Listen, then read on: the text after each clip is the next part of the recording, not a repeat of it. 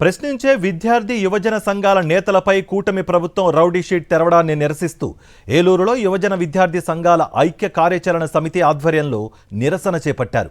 నిరసనలో వైఎస్ఆర్సీపీ జిల్లా యువజన విభాగం అధ్యక్షులు కామిరెడ్డి నాని, విద్యార్థి విభాగం నాయకులు పాల్గొన్నారు. ప్రభుత్వం ఇచ్చిన హామీలు అడిగితే యువత గొంతు నొక్కాలని చూస్తోందని మండిపడ్డారు. రెడ్ బుక్ రాజ్యాంగంపై ప్రజలు తిరగబడే రోజు దగ్గరలోనే ఉందని హెచ్చరించారు. విద్యార్థుల నిరసనలపై మరింత సమాచారం మా ప్రతినిధి రాజు ఏలూరు నుంచి అందిస్తారు. కూటమి ప్రభుత్వంలో ఏదైతే పోరాటాలు చేసినటువంటి విద్యార్థి యువజన విభాగం సంబంధించిన ఎవరైతే ఉన్నారో మరి విద్యార్థులపై రౌడీ షీట్లు కూడా తెరుస్తారు. దీనిసేపు కూడా ఏలూరుకి సంబంధించినటువంటి ఫైర్ స్టేషన్లో కూడా విద్యార్థి మరియు యువజన సంఘాలతో పాటు వామపక్షాలకు సంబంధించినటువంటి విద్యార్థి సంఘాల విభాగాల నాయకులు కూడా ఆందోళన చేస్తున్నారు. ఇక్కడ వీరితో మాట సార్ చెప్పండి, ప్రధానంగా అసలు ఈ రోజు మీరు నిరసన తెలుపుతా కారణం ఏంటి? అసలు ఇప్పుడు మీరంతా కూడా చూస్తున్నారు, మీ నిరసన శాంతియుతంగా చేయాలని చెప్పేసి అనుకుంటుంటే ఈరోజు ఇక్కడ ధర్నా చౌక్లోనే మీరు ధర్నా చేసుకోండి, ఫైర్ స్టేషన్లో ధర్నా అవకాశం లేదని చెప్తా ఉన్నారు. ఇదే మేము ప్రశ్నిస్తూ ఉన్నాం. ఎందుకంటే మేము శాంతియుతంగా నిరసన చేసుకుంటామని చెప్తా ఉంటే ఒకవైపు రౌడీ షీట్లు ఓపెన్ చేసి రిమాండ్లు తరలిస్తూ ఉన్నారు. మరోవైపు మీరు ధర్నాలు చేయొద్దండి, ఇది ప్రజాస్వామ్యమా లేకపోతే ఏంటని మేము అడుగుతా ఉన్నాం. ఈ దేశంలో నిరసనలు తెలియజేసే హక్కు రాజ్యాంగం కల్పించింది, ఎవరు కూడా పోలీసులు కానీ ఇతర వ్యవస్థలు కల్పించలేదు. కాబట్టి మేము శాంతియుతంగానే ఈ యొక్క నిరసన తెలియజేస్తాం. ఇతర విద్యాసంఘ నాయకులు పెట్టినటువంటి ధారణ ఏదైతే రౌడీ షీట్లు ఉన్నాయో ఓపెన్ చేయాలని చెప్పి ఎత్తివేయాలని కూడా మేము పీడిఎస్గా డిమాండ్ చేస్తాను. చెప్పండి, ఏమేమి చూస్తారు? పోలీసులు కూడా ఆపుతున్నారు, ఇక్కడ ఏమేమి చూస్తారు? ఈరోజు ఈ ఆంధ్రప్రదేశ్ రాష్ట్రంలో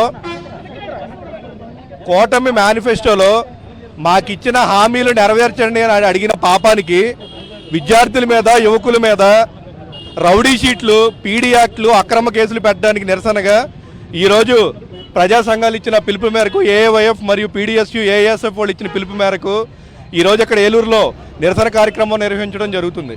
ఈరోజు నారా లోకేష్ గారిని మేము అడుగుతూ ఉన్నాం, మీరు 20 లక్షల ఉద్యోగాలు ఇస్తా ఉన్నారు, ప్రతి జనవరిలో జాబ్ క్యాలెండర్ ఇస్తా ఉన్నారు, అలాగే ఇంటికి ఒక ఉద్యోగం అన్నారు, ఉద్యోగం ఇవ్వకపోతే నిరుద్యోగ వృత్తి ఇస్తామన్నారు. కనీసం ఒక్క హామీ అన్న నెరవేర్చారా? హామీలు నెరవేర్చండి అని అడిగిన పాపానికి ఈరోజు యువకుల మీద, యువజన నాయకుల మీద, విద్యార్థి సంఘాల మీద మీరు అక్రమ కేసులు పెట్టడమే కాకుండా రౌడీ షీట్లు, పీడీ యాక్ట్లు కూడా పెడతా ఉన్నారంటే ఈరోజు నిజంగా మీరు సిగ్గుపడాల్సిన పని ఇది. మాకు న్యాయం చేయండి, మీరు ఇచ్చిన హామీలు నెరవేర్చండి అని అడిగిన పాపానికి ఇంత దారుణానికి మీరు తెగబడతా ఉన్నారు.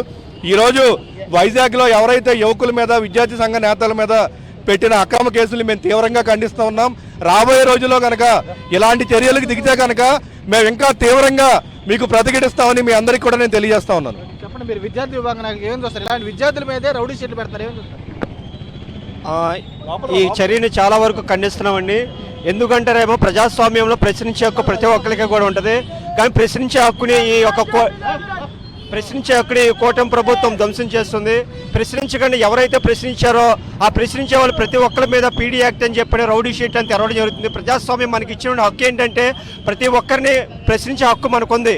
కానీ ప్రశ్నించే హక్కు లేకుండా ఎవరైనా సరే, సపోజ్ ఒక విద్యార్థి విభాగం తప్పు నిండి మా వైఎస్ఆర్ కాంగ్రెస్ పార్టీ ఒకవేళ ఏదైనా సరే ఒక ఆఫీస్కి కానీ, లేదనుకుంటే ఒక కాలేజీకి కానీ, లేదంటే స్కూల్కి కానీ వెళ్తే మమ్మల్ని ప్రశ్నించకుండా అక్కడ జరిగేటువంటి అన్యాయాలను బయట పెడతామని చెప్పని మా మీద కేసులు లాంటివి చాలా వరకు పెట్టడం జరుగుతుంది. కాబట్టి వైఎస్ఆర్ కాంగ్రెస్ పార్టీ తరఫున దీన్ని పూర్తిగా ఖండించడానికి మేము సిద్ధంగా ఉన్నాం.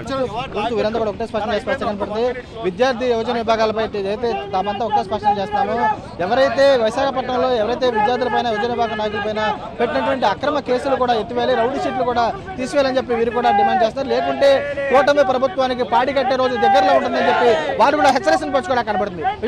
రాజు సాక్షి, ఏలూరు జిల్లా నుంచి.